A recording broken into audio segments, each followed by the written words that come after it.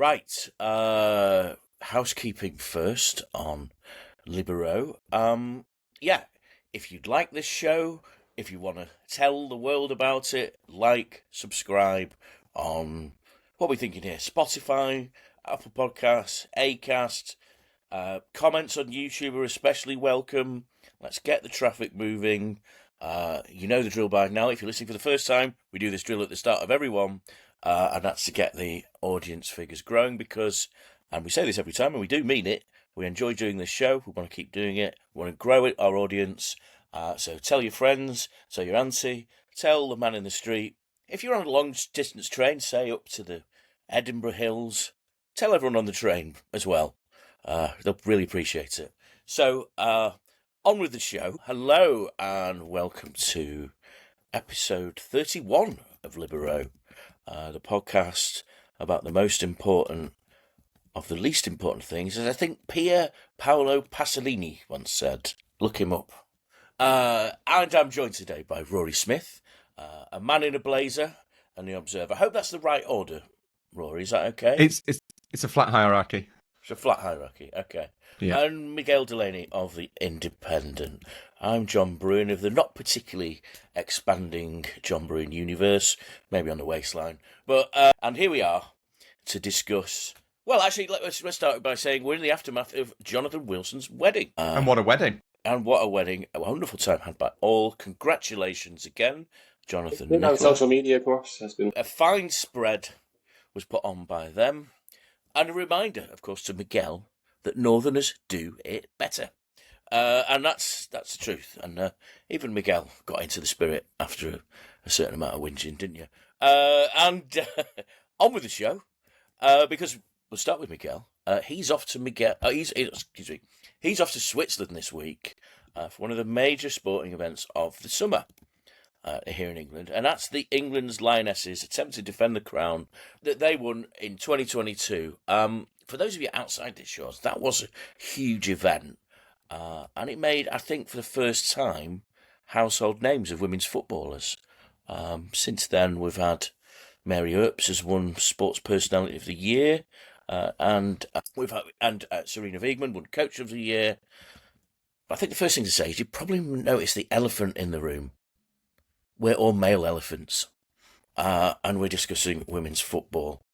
But I think that's probably a reflection of the arrival of women's football as a sport that is part of it's mainstream now, isn't it? It really is mainstream. And I think it would be okay for 3 journalists to talk about women's tennis. That would be considered okay. And I'd say that women's football has arrived to about that level. Maybe I'm wrong. Well, we did actually discuss this in I suppose, the production meetings, such as some WhatsApp chat. But I suppose we said, we are conscious of the fact that, we are 3 middle-aged blokes, I'm fortunate to say these days, talking about women's football. But I suppose the rationale there was that that would then have to become an approach we extend to everything, which at this point in our history, we don't have, I suppose, the capacity to do yet, to bring on guests in the same way. We felt perfectly comfortable Argentine-splaining Argentina the other day. Yeah. No, I think it's legitimate. I don't think no one's going to claim to know what it's like to be a women's footballer or claim to know what it's like to be a woman. But I think it is a sporting event that appeals across genders. Absolutely. That has an interest. The interest is not defined to women. That's part of the growth, I suppose, is that you're allowed to be interested in it as a man as well, and you should be, and that is actively encouraged. So I think we should acknowledge that we are all men, but equally we should also acknowledge that we are interested in what's going to happen in the Women's Euros, and that's okay. Something, Rory, you wrote something a few years ago that's always stuck in my head, believe it or not. That is unlikely. Well, you wrote a piece on, I think it was on Lyon and Barcelona's women's football teams, and you wrote, and you said that that both those clubs, and Lyon's women's team and Lyon the club, we've discussed in a previous, the previous edition of Libero, the players there, men and women, were bred as footballers, rather than here's a women's footballer, here's a man's footballer, and so La Masia, we want to make a footballer, and they're bred to play the same way, and we've seen with the Barcelona and the Spain team, they play almost in the same style as the men's team. Yeah, what they've done in Barcelona in particular, I think is really interesting. And I know they lost the Champions League final to Arsenal. And I don't want to upset anybody, but I wonder how many times you replayed that game, that result would be the same. Because I think, Barcelona are widely accepted as being the best team in the world. And they do have this kind of characteristic Barcelona style. Lyon's a little bit less sustainable. Lyon is very much kind of a Galactico model, or certainly was initially after the club was sold.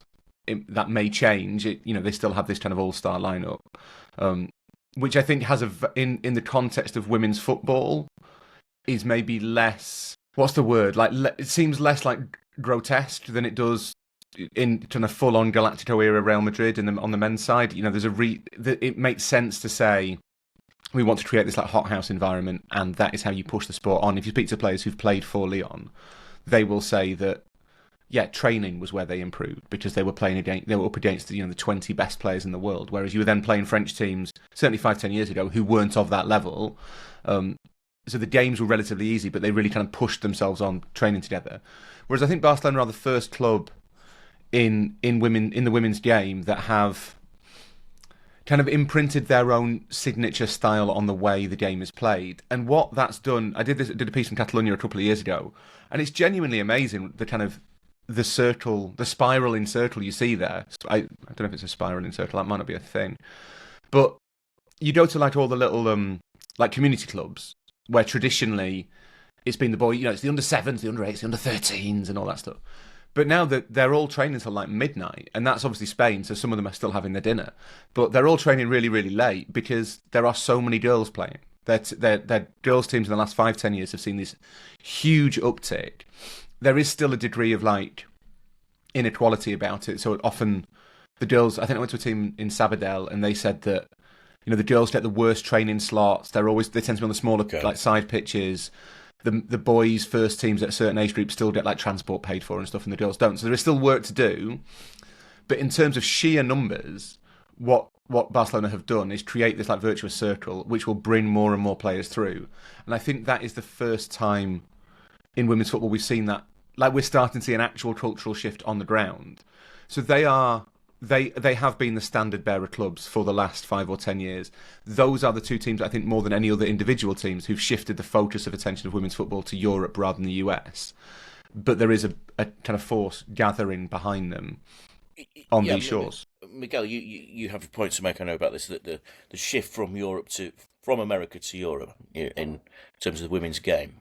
Well, I think in Europe itself, you can obviously track it, and Rory's given us the kind of the background and context there, but Barcelona win their first Champions League in 2020, and then Spain get to quarters against England in 2022. But obviously there was a wider context to that with the history of the team that we all know at this point. But and they still ran England, the eventual champions, extremely close in that match. Then go on and win the World Cup, and like I have to say, from even like at the World Cup, it's ironic, they got beaten quite well in the first round by Japan, wasn't it? But yet still went on to play a level of football that I felt is kind of really above anything else in women's football at the moment. Now, the French might actually well kind of subuse me that notion by the start of this tournament. But it does feel like we're seeing a little bit like what happened with the Spanish team in the men's game from 2008-2012, but obviously in a kind of a different context, because the women's game has been in a more formative state, influenced a lot by America. And of course, there's another element with the Barcelona thing that Rory's mentioned there, which is also Barcelona are one of the super clubs that tried to set up the men's Super League. And it's at this moment in history that basically most of those clubs have started to see the commercial value of women's football, and they've invested. And so the number of women's players at those clubs has almost doubled from 2017 from the Euro 2017 to this Euros now. It's at 132 now. It was 71 of players. So like at a classic example, Juventus have obviously always formed Italian teams going back decades. In 2017, they had no players in the Italian women's squad. Now it's 10. And I think that does speak to just this kind of concentration of resources, of investments that is going to cause huge structural change for the women's game and influence this tournament. Rory. Well, I was going to say this is one of those things that in the reporting I've done over the years on women's football. which I suppose tracks to an extent the growth of it as a phenomenon. Like journalists descend more as people get more interested. But there are loads of really interesting kind of currents around women's football that Miguel's touched on there, and I know he's covered them as well.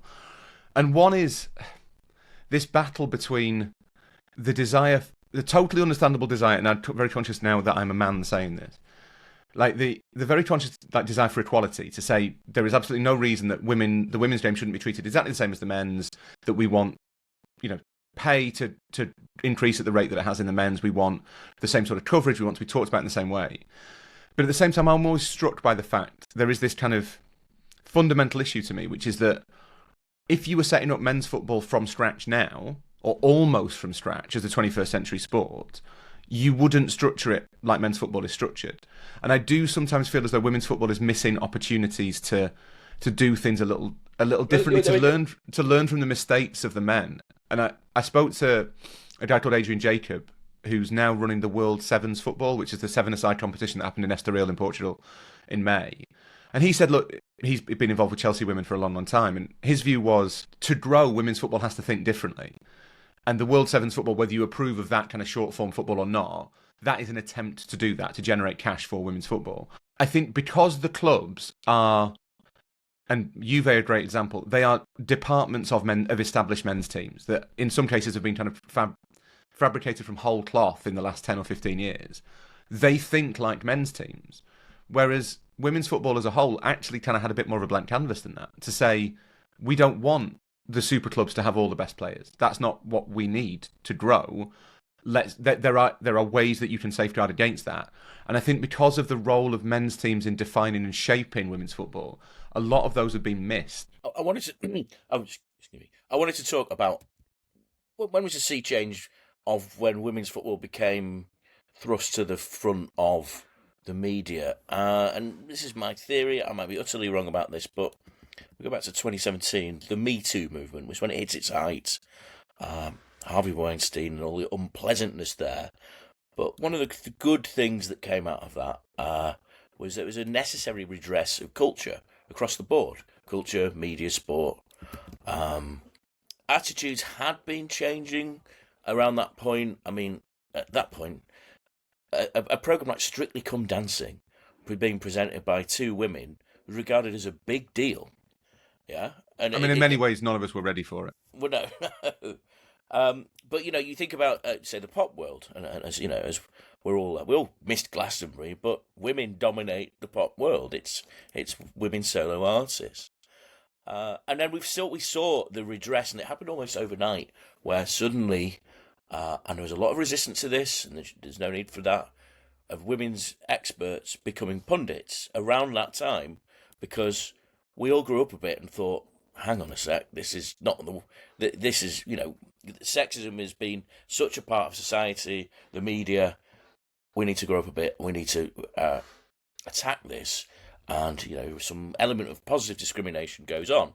And obviously, around this time, I started working for The Guardian, and women's sport is a big part of what we do there, and I think it's a great success, and I've learned a lot, and I tell you what, as we all know, when you work with women's football, the access is easier. I mean, I've had Emma Hayes come up to me and say, "Hi, let's talk." Or something. You didn't get that from Alex Ferguson. Let's put it that way. And the Guardian, I suppose, the market leaders there. I mean, I'm sure that I'm looking at my copy of the Observer here, Rory, and they did a world chart for the women's Euros. But it's an important part of what we're doing. Women's sport is growing. So I was reading that Women's Rugby League, the state of origin, got huge figures over there. College basketball in the US, and not just to do with, is it Caitlin Clark? She's the big star. Yeah, big star. Yeah. Even when she wasn't playing, the figures were huge. And then in soccer, Women's Super League, revenues soared to 65 million. Match day takings grow by 34%. Now, there is some little wrinkle in this, that the figures have gone down across with the TV viewings, but the suggestion is that when the big tournaments come, the ratings will go back up again. And so we get to 2025, the Euros that Miguel is jetting off to. Are you going over there, Rory? I'm not entirely sure at the moment. It might depend a little bit on how England do, and I think that's one thing that you have to mention from our perspective. Like you mentioned, like when is the boom, and I think it probably varies country by country. To be perfectly honest, Well, I was going to say 2017, England get to the semi-finals, lose to Sarina Wiegman's Netherlands. 2019, in the World Cup. Sorry, yeah. But I was going to mention 2019. There was a world, wasn't there, where Phil Neville was manager of the England's women's team, and I still can't believe that decision by the FA. So I would have said that, 2019 was. I think it had boomed to an extent. So what you have over the course of, to me, and I might be wrong, I think that the first decade of this century, you get this quite steady growth. Yes, where they are becoming the women's football in the England national team are becoming relatively high profile, but there isn't the kind of sustainable growth in the club game behind that. And then the big one is it tracks with tournaments, and the big one is 2015. That's the point at which they come third. There is this kind of genuine hope they might win the World Cup. John, I think you're completely right. I think as a hope, well, maybe hope there's not. There will be people who think this is like wokery or whatever, but that there is a point at which the culture starts to shift, kind of in the right way. Yes. In the right way, but also irresistibly, and it's no longer like, well, I don't know if I'm not interested in that. I don't know. The goalies aren't very good. Like, people are aware that some of those people are starting to interrogate their own views, I guess. And by 2015, I think you have this kind of groundswell of actual support for the England women's national team, because people like winning stuff. And this is true across all countries. Like Brazil, the Brazilian mate said this to me once, Brazil isn't necessarily a football country. Brazil is a country where they like winning. So when Gustavo Kuerten was good at tennis, the Brazilians were like, I love tennis, it's great. When Ayrton Senna was winning, Formula One World Championships, it was a motor racing nation. As far as I know, there's now no F1 drivers who are from Brazil. There might be, I'm not sure. So they don't really care about F1 anymore. Countries like winning. So England suddenly get to a point where they are good enough to compete in the World Cup, get to the World Cup semi-finals. And that's the first time I think that it really kind of bled into the mainstream, that there was a real kind of consciousness of, this is a really big thing. So by the time you get to 2019, I think that was that was my first Women's World Cup, and that was a major event. That felt like a major event at home and in France. On 2019, I think you're right. That 2015 it started to it made an impact, and 2019 it felt much more of a cultural moment. I mean, because by the end of the tournament, Megan Rapinoe was everywhere. Say a lot, even people with no interest in the sport kind of would have seen her, would have known of her. Then there was obviously the big debate about the US celebrating when they won 13-0 and all this sort of thing. But I mean, these actually discussions are healthy, because sport, when you're discussing a tournament like that, it shouldn't always be about constantly about the development of the sport. It should be about actually stories and controversies and themes. And I should one of the reasons I'm actually going on Thursday rather than to the Club World Cup this summer is, of course, the Independent wants to take it as seriously as possible as well. It's interesting that Miguel mentions Rapinoe, and we should have mentioned that in terms of 2019 as well, because she's a massive figure in driving the profile of women's football, maybe women's sport in general, forward, and that is, you get that contrast between Rapinoe and Trump, basically, that at the same time as Megan Rapinoe is becoming this icon of equality and equity and putting her voice forward. And that I think is related to me too, John. I think that's right. You have, maybe they're not. I don't want to upset anybody, but maybe they're not Donald Trump's values. I don't know if that's controversial. Well, she took on Trump in a way that very few people did. It feels like Megan Rapinoe and Donald Trump probably aren't best mates, and that's where you get into this. You feel guilty saying it, that it hinges on major events. But one of the things I think that's really unfair for women's football is that the parallel that's drawn is always with men's club football, and that doesn't work, because men's club football is a freak, to sound like Gabriel Marcotti. Like the popularity of men's club football is it's absurd. Like it knows there is no comparison. If we are about to start, in fact, I think Wimbledon starts today, John, doesn't it? The day we're recording. It does, yes. There are people playing tennis in SW19. It's strawberries and cream time, everybody. We're all very excited. Tennis peaks around major events. Like, there are lots and lots of people who are perfectly legitimate, like whether they're tennis fans or Wimbledon fans, I don't know, but they get into tennis around, the four majors, and that's fine. And maybe they're not going down to Bournemouth to watch the event 3 weeks beforehand. If you compare women's football to literally every other sport, it's incredibly healthy. It's only if you say, well, why is it not as popular as men? Nothing's as popular as men's football. Music might not be as popular as men's football. Yeah. When England won the Euros last time, it felt to me a bit like when England won the Rugby World Cup or when England won the Ashes in 2005. That sort of national event. And I used to work for ESPN, and ESPN had this big thing about sporting events, major events. The Women's World Cup was, because the US were very good at it, a huge event for them, because Americans like to watch their team winning on the world stage. And yeah, I think you're absolutely correct about that. Miguel? The rugby point is an interesting one as well, because, I think this is something that's come up a bit. And obviously, the club game just can't compete with the men's game. It's also, as it's been sort of alluded to so far, after, I'd say, a decade, and particularly the last 4 or 5 years of steady and then quite strong growth for women's football, maybe the last year has been a bit of a moment of stagnation. You talk to people in the game, they do feel the same. That report came out on Friday about how viewing figures have dropped 35%. And obviously they've actually had the review of the WSL to try and regenerate momentum. But I do wonder is whether it is evolving into, like most sports outside men's football are, into basically a rugby union style sport where its big fixtures are still massive national moments, but the kind of the grassroots and core of the sport just it's not going to be anywhere near the same, and it's obviously not going to be men's football in that sense, at least not for decades, you'd say. And it feels like that is kind of verging towards like Joey Barton territory. But I think there's maybe a need to kind of be quite grown up about Arsenal. this. Sorry, we should mention Arsenal actually, because obviously their attendance are remarkable, and even the fact that they play all of their games in the full European stadium. Champions as well, Miguel. Yeah, it's amazing achievement. It really is, considering how hard it is to win. I mean, that felt to me. Let's try and steer away from men's tournaments. It felt like, Man United winning the Champions League after so long, when an English men's team hadn't won a Champions League. That achievement was huge, and it was a surprise, as we've said, but it is a massive achievement, and possibly didn't get the coverage that it deserved. I mean, it was back page and front pages, but it felt a really massive event for me.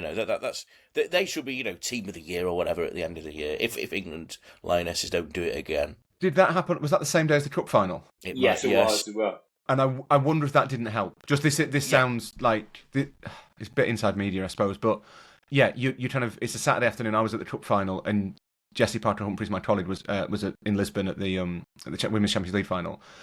I think if that had been Chelsea in the final, it might have been slightly different, because there would have been an anticipation they could have given Barcelona a game. We were not expecting Arsenal to win. Jessie went to Lisbon very pleasantly surprised to see Arsenal win, I think.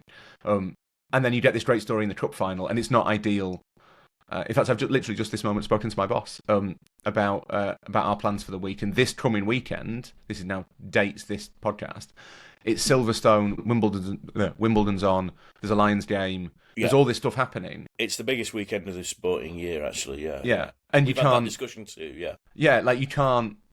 people can't pay attention to all of it, so you might get, I don't know, Lando Norris or whatever might win at Silverstone, but that might be drowned out to an extent if there's some massive upset at Wimbledon, or if one of the Lions drinks out of the shoe in the wrong way in whatever they do in rugby matches. Breaks I don't a know. leg or something. Yeah. It doesn't. I don't know.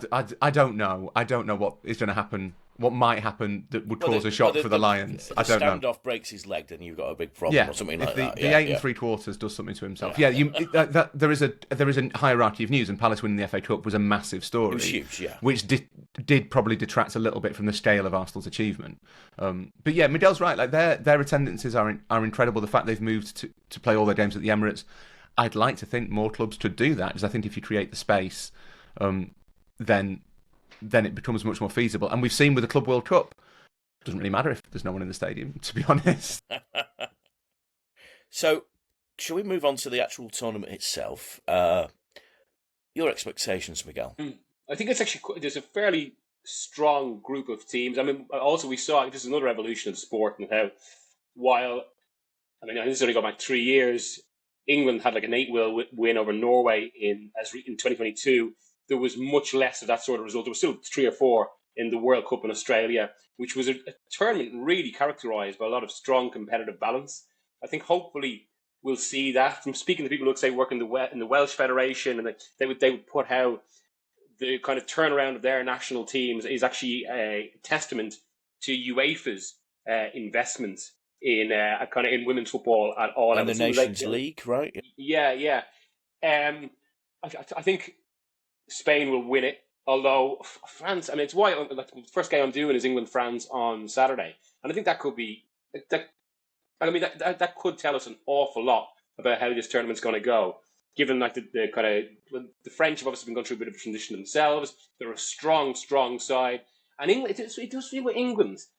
There's a bit of a kind of depending on who you talk to around the squad. Some think they're strong as ever, and Sarina's actually managing a transition very well. On the other side, and we've probably seen this with kind of some of the retirements, some of the noise, there is this kind of growing view that maybe actually Sarina's there too long now. I think it's going to be a fascinating game in terms of what it's going to tell us about both teams and where they are for the tournament. We should probably point out, John, that Miguel says Spain are going to win a tournament before literally every tournament. Yeah, that's not true. Suddenly he's Miguel del Ane, and he's naturally inclined to think the Spanish are going to win. They should be. It's funny, England are in a weird position because, and this does happen in all sorts of sports, regardless of gender. Spain are the favourites because they are the world champions. Yeah. The fact that it looks like Aitana Bonmatí won't be there is a real blow. She has viral meningitis, so we hope she gets better. I've met Aitana; she's lovely. She's also, I think, the best player in the world. That's a problem for them, but they have such depth, and that Claudia Pina's come through, and Putellas is back and looks roughly what she was before all those injuries. They've got such depth; they have that experience of winning. They are the favourites, but it feels to me like in England there is a kind of, and this is a very English thing. It's not to do with women's football. That is kind of being disregarded a little bit because England won the Euros last time. Now, obviously, they won the Euros partly to the Sarina Wiegman's management, the talent of the squad. But they were also at home, which does kind of help. And so I wonder whether a bad result in that first game against the French, and they do have a really tough group with the Dutch in there as well, and then Wales, who are not likely to qualify but might cause a bit of a problem. You do wonder whether there is going to be, this is a kind of a psychological test for the Lionesses to an extent. Does it feel to me not like they're going into this tournament as trailblazers for women's sport, but kind of as elite athletes who are under quite a lot of pressure to deliver? Yeah, and that's the thing, because as Miguel mentioned, you've had Mary Earps has departed, Fran Kirby has retired, Millie Bright decided she didn't want to play.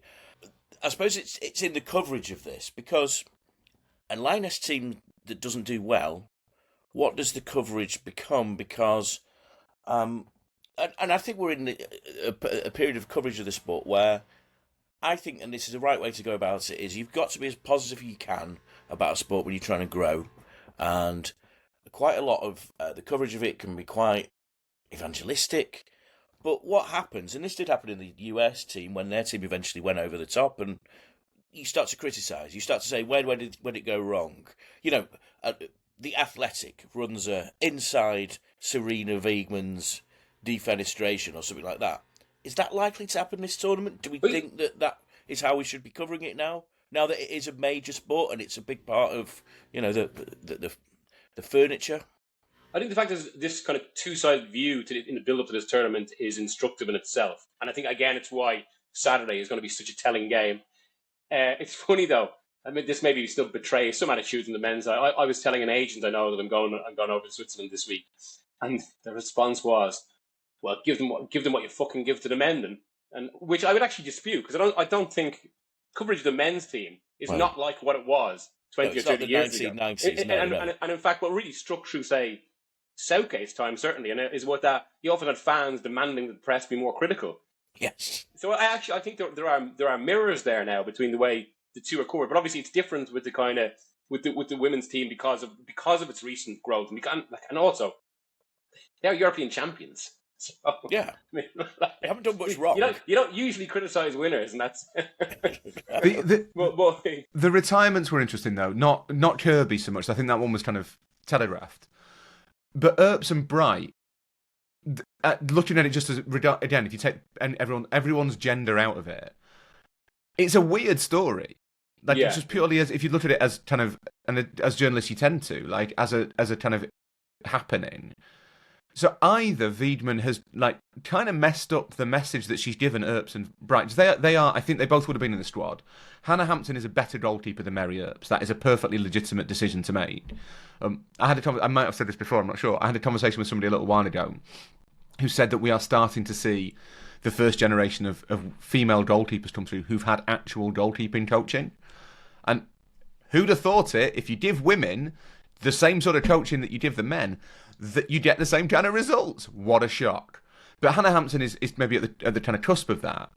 And that's, as a football point of view, that's not really even a controversial call. Like, Hannah Hampton's the better goalkeeper. Millie Bright, fine. You want to have Williamson and Greenwood at the back. That's a fair enough decision. Ball playing, yeah. Yeah, and it's a bit weird because Millie Bright was such a central figure in the World Cup. But all right, fine. That's why it's football. That's what happens. But in both cases, what if someone gets injured? There doesn't seem to have been a suggestion that either Earps or Bright would not have been in the squad. It just seems to be that they weren't first choice, at which point they've decided, right, actually, that's enough for me. So either Wiegman has delivered that message in a, to be honest, like, dreadful way, or Earps and Bright have taken their bat home a little bit. Well, I think this is where it gets very interesting as regards this question of, this kind of maybe rising one of whether Wiegman's there too long. Because the way it was put to me is by people basically who have kind of, are on the more kind of, Wiegman's just handling this the way she always handled it. This is just transition. It's been put to me that basically Wiegman delivered this. She did exactly what she did with 2022 and 2023, where about a month or 2 months before the tournament, she tells players exactly what their role in the squad is going to be, and it's up to them. And this is just how they responded. On the other side, then, I mean, because it does happen, no matter a manager's success. Sometimes when managers there, I mean, it's always like Wilson's dictum, or his famous Gutman dictum, is that the third year is fatal. That if managers are still doing the same thing, but even after 4 years, that players just don't have the same response to it. And I suppose that's where, because then I've heard stories from the other side about how at this point, in some cases, Wiegman's delivering messages and she's getting blank stares back and all this. But I think that just again points to, I suppose, the maybe the different feelings around the squad, rather than necessarily actually something that is a pointer to whether this has gone too far. Yeah, and I mean, players respond in different ways to different things, don't they? So it may well be that Millie Bright and Mary Earps had kind of reached the end of their tether with Wiegman, and other players are still, Leslie Russo might still be responding. That you don't know. And one of the things with all forms of journalism is that you're reliant on which side of the debates your sources are on, effectively. And it might well be that people have seen one side of it. My sense is that we tend generally to think that squads function in like shoals of fish, but I don't think they do. I think they're, I don't know, wolves or whatever. No, wolves work as a pack. Like an animal that prefers isolation. Can't think of the example. A lone wolf, if you like. Like a lone wolf. Hermit crab. A great white shark. They're kind of part of a pod. I don't know nature. They're part of a pod, but they don't. Great white sharks hunt alone, I believe. Have you not seen Jaws? That is actually a slogan that Miguel Delaney has tattooed on his back. So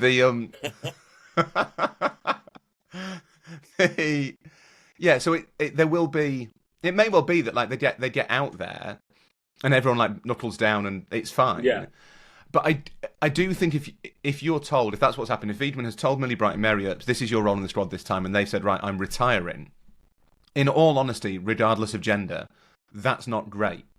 And the thing that makes me think is I wonder whether it's difficult for the players to not only have won the Euros, to have got to a World Cup final, but to have been to have taken on this hugely important like social and cultural role, and then suddenly to be told, right, actually, thanks for all the work you've done in kind of moving forward women's sport, but now you're a bit too slow on the turn, so you're not starting anymore. That must be tricky. Well, it's and it's a time-honoured thing that happens to sportsmen. It would, as an old cricketer leaves the crease, it's like, sorry, you can't. There's no longer, and I suppose it's one of those things that sportsmen have to deal with. They have to deal with it at quite a young age as well, don't they? And it's like, well, what happens to the rest of my time? And it is striking that those retirements, not Frank Kirby, as you say, and we'll have to see the effects of it. I mean, there is a scenario where the Lionesses go out in the group stage. That's quite possible, isn't it? And then it will be interesting to see how the tournament is covered from that point. That will be interesting. But again, it's a bit. You're right, but that's a little bit of a false. The idea that in a men's World Cup, maybe now in a men's World Cup, if England go out early, interest remains. But I'm not convinced it does. And certainly, like 10, 15 years ago, not a chance. As soon as England were out, certainly half the media went home. Yeah, well, I remember coming back from 2010, and you have a great life-changing experience in South Africa. It was, it was whatever the football. It was a great World Cup to be at.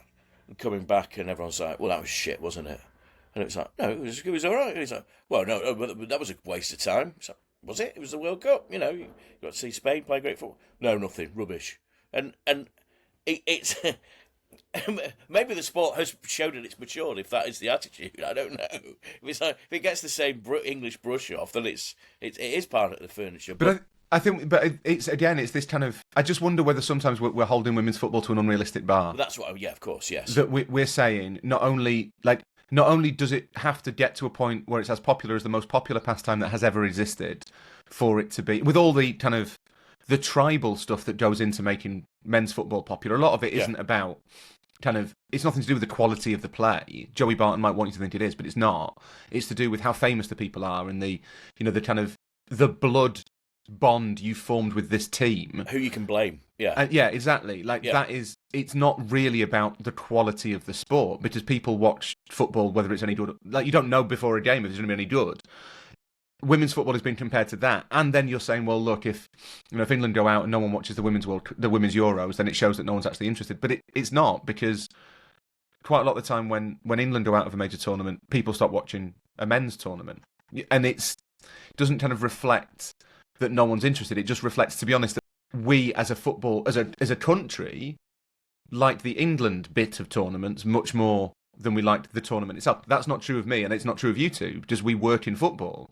So I love it when England go out of tournaments, because it means you can write about all the other teams that are doing much more interesting things. Jack Pitt-Brooke would pull you up on that. Jack Pitt-Brooke would tell me I was terrible for that, so yeah, I'm glad he's not here. But the vast majority of people want to watch England do well, and as soon as England go out, they're done. It's the same with tennis, same with Wimbledon. It's when Andy Murray, all those are epic Nadal-Federer matches at Wimbledon, loads more people would watch them if Andy Murray had been involved. Miguel. Also, on the quality point as well, this isn't actually a comment on any of it, but I increasingly think, even when we're discussing the men's game, quality to a degree is actually irrelevant, because quality is useless. There's no storyline about it, which is the kind of problem with like Paris Saint-Germain battering loads of French teams. You're seeing a lot of quality, but it's not exactly. It's a storyline there. What actually drives sport is storyline and narrative. Especially when it's kind of built on, and this is obviously something that we discussed with the Club World Cup. Even though we're seeing, like, say, a Champions League quarterfinals by the presence of Palmeiras, it's not built on the same mythology as the Champions League. It's not like there's a great quest to win it. Whereas now with this Euros, as we said, I think there's multiple different strands and narratives running through the competition. And actually, one of them there, as you touched on there, is going to be Bonmati, who I was actually just looking at.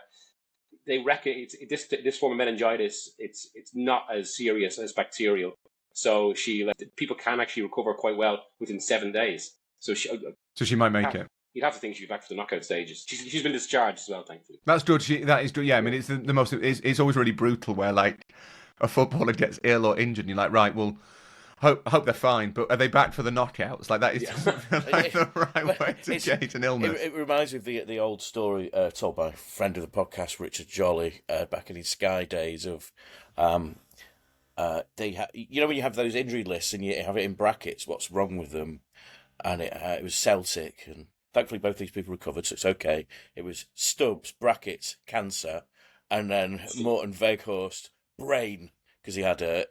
And it's the sort of brutalism and of football is there is no there's no emotions there really. He's picked up just a little touch of cancer, and we're hoping he'll be back in time for March. 6 weeks. Yeah. We'll be back for the second whole firm of the season. Let's end it there, because in the second part of the show, a shorter part of the show, we'll talk about actual England success that perhaps hasn't brought the nation together in a way that the Lionesses success has, but still a great thing. So join us after the break.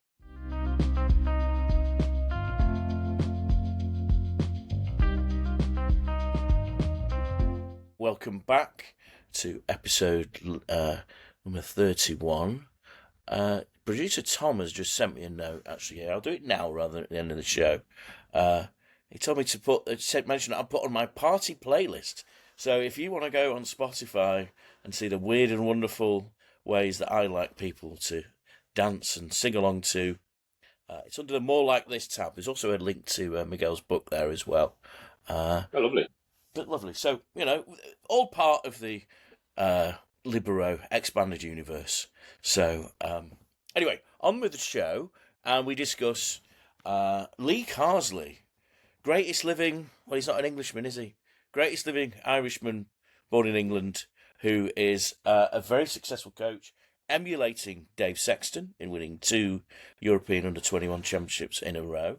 But a man at a different point in his career, actually. Dave Sexton, by that point, had managed Chelsea, Manchester United, QPR, and was an experienced coach. Lee Carsley is, and I know you like this phrase, Rory, young manager, even though he's in his 50s. Is he in his 50s? Yes. Yeah. Oh, he just seems... Well, he's always looked the same. So. He has always looked the same, and also there's something very young about refusing to sing the national anthem. It's one of those things that bonds you to your youth. Yeah. It's an incredible achievement for Carsley, and it's really hard not to be pleased for him after all of the nonsense. This is the technical term, shit he went through in that brief and moderately successful spell as England senior manager. He's clearly very good at what he does. He's been really highly thought of, Carsley, for a long, long time. To win it once is impressive. To win it twice is genuinely amazing. With different players, we should say as well. Very few survivors from that point. They've just got older. They're all still alive. Well, yeah. Well, some of them could have played, but thanks to Gianni's love of international football, we're allowed to go and play at the Club World Cup. Miguel. I'm just speculating here. I'm throwing out a potential theory. I'm not saying it's going to happen, but I do wonder whether we could end up looking back at one of these kind of historical, sliding doors moments. In that, so far, Carsley's England have put up, and in a very short time scale, with limitation of players and against similar opposition, they've put in immensely superior performances to anything Tuchel has offered so far. I mean, even like the football they played against Ireland. Okay, it's only Ireland. I say this with my accents, but they thrashed us and really good flowing moves. Under Tuchel, there hasn't been nothing close to that. And I do wonder, is this going to feed into something quite interesting of 2026? That's actually been relevant this week because there's been more chat about Pochettino with England. Tuchel obviously had a difficult last international break, where because of the commercial potential of 2026, a lot of the major nations have gone for big name managers, and there's even an expectation that Portugal are eventually going to go for Jose Mourinho if there's a presidential change and all that. Please, yeah, but what we've seen so far, and like Tuchel has actually spoken about this himself in terms of kind of like how I've only had 8 training sessions with the team. That's a week of a work with a club team.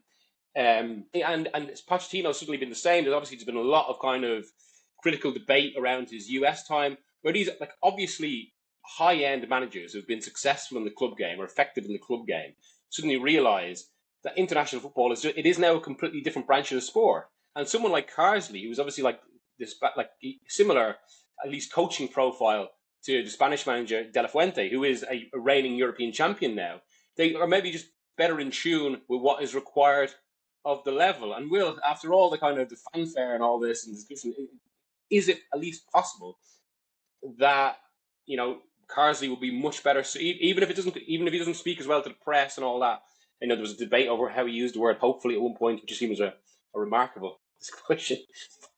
Absolutely nonsense.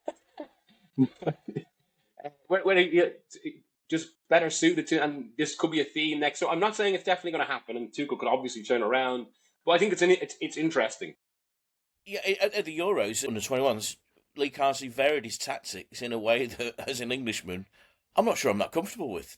Because when these things happen, I remember back in 1990 when Bobby went to three at the back, it was like, what's this? What? And Southgate did it in 2018. There's this sort of wobble in the space-time continuum. What, an English manager is that varied his tactics? Tactics are cheating. Are we allowed to reveal inside? Was it when we were in the the media room at Euro 2012? Go on, yeah. And I think I've told this story elsewhere, so it's okay. It's not, but anyway. Yes, Italy, of course, under Coach Prandelli, of course, Cesare Prandelli, played against Spain, opening match, and we were at the Ireland-Croatia game, was it? Croatia game, we're in Poznan. Dreadful performance of bad tournaments. One of our friends wandered past two giants of our game, Richard Keys, Andy Gray, and the formation comes up on the TV, and Richard Keys turns to Andy Gray and says, "He's done a Glender." And that refers to the fact that he was playing three at the back as Glenn Hoddle did during the 1998 World Cup. And the fact that 14 years on, three at the back was regarded as a Glender shows you the way that we in England think about football tactics. Brilliant, isn't it? Yeah. But I mean, Coach Prandelli was a very good coach until the final, of course. It's three at the back just isn't English. Whereas Carsley, did he not against Greece in a game? Greece played very well, actually. He went for that really attacking formation, didn't he? And he went for the formation that a lot of people were saying. It's just like, get Foden in, was it Grealish, get them all in together. Yeah, Cole Palmer, and it didn't work. Also, and he was almost proving a point. It was like, you can't do that. And the thing about that as well, I mean, that is exactly what a team like England should be using a Forgiving Nations League group for. Like, yes. Okay, especially if they can't win it, obviously, because at that point they were in Nations League Group B. But they want to win the World Cup, so you use it for things like that. Where people are talking about this formation and Cole Palmer as maybe kind of a deep lying playmaker. Well, here it is. Yeah, because during a tournament you get these ludicrous cries of like, "Get Grealish in," during Euro 2020 and stuff like that. Carsley showed people that, hey, this won't work. Now we can't expect that from Tuchel, but you've just got to say that Carsley, as you say, Miguel, might be this great lost figure. So actually both England and Ireland, because as we understand it, he was offered the job by Ireland. They thought he was a top choice. Yeah, top choice. They never got close to getting him, though. I don't think, did they? No, certainly from the English side. I mean, I remember there was even one day where reports from Ireland that it was really close, and Carsley was doing something with the FA that day, and had to basically tell people I'm staying, which of course he did. Yeah. Well, actually, it's funny that because at the time the expectation was that Carsley was going to be he was staying because he was promised the senior job, but obviously that hasn't panned out. And in fact, you would think now he would be in his rights to look elsewhere. But he's obviously quite. I think this is probably the thing with him as well. He's quite a pure coach in that sense, which is also why there was this criticism in the sense of like that he doesn't speak to the media in the same way, or maybe he isn't comfortable with the media because he isn't really. He just all he wants to do is he's just a be normal on the bloke. grass. Just want to be on the grass. Just want to be putting cones out on the grass, telling younger people what to do. I think what we learned from that Carsley as the senior manager experiment was that we are not ready for a technocrat. England does not want a technocratic manager. Southgate was quite technocratic, but because he'd once been in an advert for Pizza Hut, we were prepared to forgive him that. He was a kind of figure in the national consciousness. But pure technocrat, no, we can't. Like Luis de la Fuente, he's a pen pusher. That's what he's always been. That's like his thing. He's been in the Spanish Federation for ages. I think was he a player? He was a goalie for a bit, wasn't he? Yeah. But he's not like I would say that when he got the Spain national. But when he got the Spanish national team job, lots of people would not have Pablo on the streets of Zaragoza had not heard of Luis de la Fuente, but the Spanish are prepared to tolerate that because they maybe have more kind of respect for that style of coaching than we do. Carsley proved to England in the space of about 6 weeks that you can't be a technocratic England coach. You have to be a figurehead.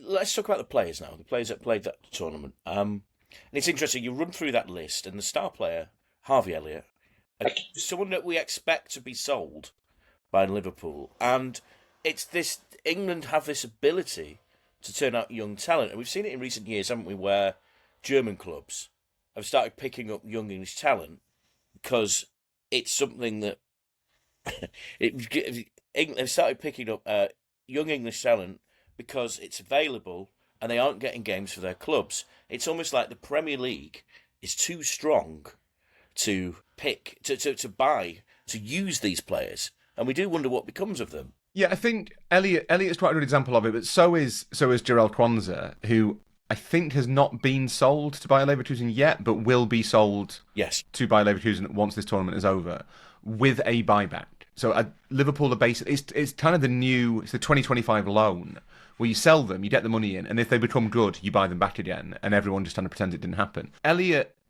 has been the star of this tournament, and it sounds like it's a slightly kind of overly hypothetical, slightly nonsensical way to look at it, but if he was Slovakian and had been the star of the tournament, then Liverpool would probably be trying to sign him. Whereas, because he's English and he's already there, they might have to sell him, which I think in his case is largely to do with playing time. You know, he's 22. He feels that he didn't get enough meaningful playing time last season under Arne Slot. He wants to go and play. Liverpool have just spent 100 million quid on a guy who plays in his position. The chances are Harvey Elliott's first-team opportunities are not growing next season.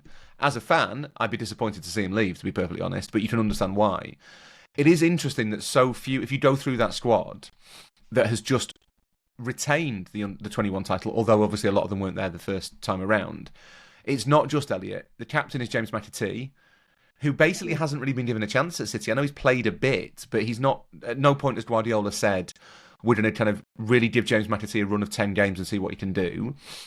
You have Elliot Anderson, who's been brilliant for Forest, or was brilliant for Forest last season. One of the really impressed me in a way that I wasn't expecting to be impressed by him, but I thought he was superb for Forest. And yet he was traded to Forest basically as a PSR manoeuvre by Newcastle. You've got a surprising number of players at Marseille. Tyler Morton at Liverpool, who will be sold this summer. Alex Scott, who went to Bournemouth from Bristol City. It's not really happened for him. Partly because of injury, admittedly, but not really happened for him. Quite a lot of players who are kind of, hang on, you've got a few Championship players, and then you've got a couple at Brighton, of whom only really Hinchelwood has come through. Other than that, these are not players at the top 8 in the Premier League. And I do find it interesting that we've hit this point where English football has spent a huge amount of money and a huge amount of time redesigning how it produces young players. The fabled and very catchy EPPP programme. And yet that bit that has always been the problem of getting them meaningful time in elite football at club level regularly, that still seems to kind of elude England. I think it was 7 players from the last winners have actually played for England since, but many of them will have played under Lee Carsley. So Carsley brought through his own players through. So you got Anthony Gordon and so on. But yeah, that is English talent at the top Premier League clubs. It continues to be an issue, doesn't it? Ethan Nwaneri is a player who not really used that much during this tournament, but is an Arsenal shining star. Miguel. But I think that's a really interesting one. Obviously, Nwaneri is actually is he the youngest member of the squad? I think he might be. Yeah. Because it also points to how under 21 is actually quite a curious level now in the modern game. Because basically, football is going so young now. And I suppose this is something we touched on just in the earlier chat with the Women's Euros about, when you get to a certain point and you have to face reality. Well, my immediate thought there was actually about Raheem Sterling, who by his late 20s is now, he's played 15 years of football. And, he's obviously, Arsenal obviously aren't keeping him. But now, we're in a game where obviously it's so dependent on pressing, and which means youthful energy, and the entire market is pivoting younger. So essentially, if you're a lot of kind of very good senior internationals, they're going to be in the team by the time they're 19 or 20. Bellingham is obviously the most obvious example, although he's a bit of an exception. But at least for this English team, it feels like this under 21s is almost it's an interesting place for a lot of their careers, because it is a lot of these players maybe didn't quite make that leap in an increasingly younger game. Under 21 from 2 years ago, you've got players like Oliver Skipp, where it's like, career already at a crossroads. Yeah, because that's the vital age, isn't it? He made that ill-advised move to Leicester and Yeah. ended up at a crisis club or whatever. And he'd be an important player in that team in the under-21s. Yeah, absolutely. And on that, like FIFA is actually their kind of most prestigious youth tournament is under-20s, not under-21, which has always been a bit of a kind of yet another split between FIFA and UEFA. But the under-20s now does feel a little bit more suited to what like this is supposed to be. But it's interesting, isn't it, that I need to kind of look at the statistics on this, but it feels to me, like Miguel says, that football is getting younger. It's much more a young man's game because of the dominant style is run around a lot. We know that players are being written, like everyone's recruitment policy is nobody over 26 or 27 or whatever. Like no one wants older players. We think about asset value, resale value, all that stuff. And yet, my sense is that it may well be that fewer of the players in this under-21 squad will go back to their club sides and be told, you are now ready for certainly the Premier League. Someone like Hayden Hackney might well have another great season for Borough in the Championship. And, Charlie Cresswell might get opportunities for Leeds in the Premier League. But certainly towards the top of the Premier League, there isn't the time or the space or the willingness to say, we've got this. James McAtee has just captained England under-21s to win the European Championship. Maybe Man City don't sell him to Germany. Maybe Man City, instead of signing Ryan Cherky, who's roughly the same age, give McAtee a chance. Now, it might be that Cherky is better than McAtee, but it just feels slightly sad to me that that's the way it works. It's encouraged by PSR, the way that young players, homegrown players particularly, are kind of evaluated by PSR, they are cows to be fattened up and sold, effectively. Yeah, that's why you bring young players through in modern football, which is a loophole that needs to close. Even as someone who approves of financial control, they need to find a way around that to incentivise teams to get homegrown products in. Again, outing myself as a Liverpool fan, it's really weird to me that they're going to sell Jarell Quansah for 40 million quid and then spend 40 million quid on somebody else. Just strikes me as being a bit pointless. But because his resale value is sort of double in the accounting, so they're able to... Yeah. Well, and in his case, he needs 90 minutes. He needs to play a full season of football, and he's not going to do that at Liverpool, because Liverpool trying to win Premier Leagues and stuff, and he's got Virgil van Dijk standing in his way. So Quansah has to go, and you can either loan him, but you get no money for that, or you sell him with a buyback. And you say, well, look, if he is in 2 years' time, he's played 2 full seasons for Bayer Leverkusen, he's one of the hottest defenders in Europe, we'll just take him back off you, thanks. Presumably the buyback will be for a premium. That feels increasingly like the model. It is a shame, I have no solution for it, but it's a shame that Liverpool and Man City and those other clubs can't think, we'll let them develop for a year, we'll take the risk. But the standard now at those clubs is so high, the rewards are so great and the pressure so intense that no one's got time to do that. And that, to me, just feels quite sad. There's a positive, which is that we all grew up at a time when England went through endless, root and branch reviews, and Miguel doesn't care because he's Spanish. But, it was kind of the thing that England did, was they failed at youth level and they ripped everything up, tore it all up, started again. England has an incredible ability to produce youth footballers now. The talent that emerges from England is astonishing. It's testament to all that work that's been done. It's just that final step of saying to the clubs, it's better if you play these kids. If you have someone who you've invested all this time in, give them a game. As you say, all of us, I think, subscribe to this theory that the best teams that have ever existed in football history have the bedrock of a youth that came through together, have the spirit together. You're going from your Ajaxes to your Milans to your Manchester United to your Liverpools. The Everton of Tony Hibbert. Yeah. Everton of Tony Hibbert. The Everton of, Colin Harvey or whatever.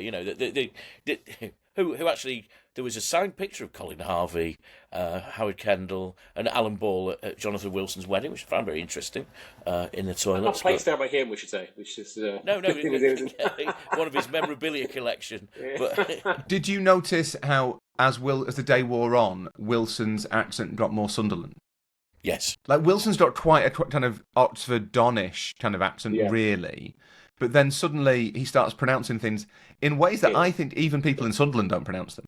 No, I think he can't even do the Sunderland accent. No. He's just drunk, I think. Also, as has been commented a lot by people at the wedding and people I've told about the wedding, a great son of Sunderland's having his big day in Newcastle. think we should probably put a moratorium on Tales from Wilson's wedding. Nothing funny went on. It's just that, Yeah, we don't need it's to. a private event. Yeah. We don't need to talk. Put on over social media. We don't need to talk publicly about Midel Delaney's wet mouth. No. Right. That concludes the draw, as Graham Kelly used to say. And at the end of Libero episode number 31. Just a reminder, subscribe on all your podcast platforms, comments in the YouTube if you want to do that. There's our email address, liberopodcast0@gmail.com. The party playlist, some hip happenings from Lindisfarne to Luther Vandross. That's absolutely true. You can listen to it on our Spotify playlist. But thanks for joining us. Thanks to Miguel. Thanks to Rory. Thanks, as ever, to producer Tom. And thank you for listening.